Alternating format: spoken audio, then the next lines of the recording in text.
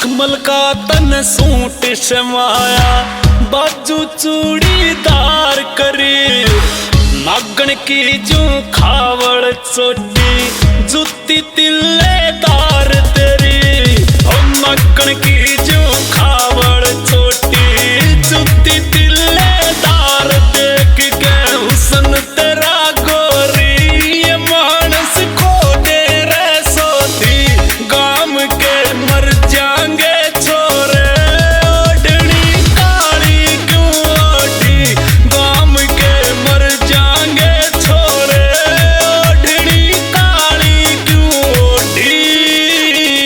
सुनील बेरवाल।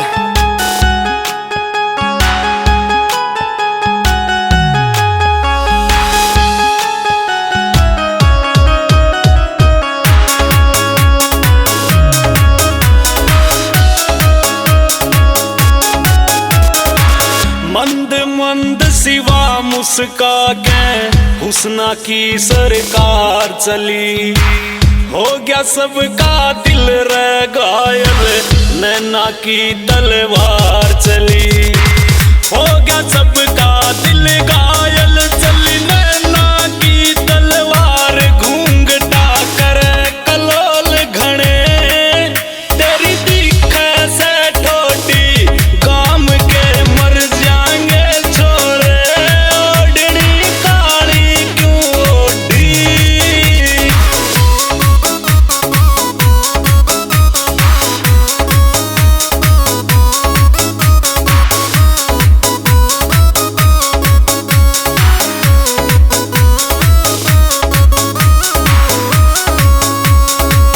परिया ने भी माफ करे तू, लगे रूप की रानी, लंबी ठाटी सुथरी गोरी, गेटी चमके पानी, ओ लंबी ठाटी सुथरी गोरी, गेटी चमके पानी, कौन सा माल तू खावे रे, या पेट राखे बोटी, गाम के मर जाएंगे छोरे, ओढ़नी काली क्यों ओढ़ी।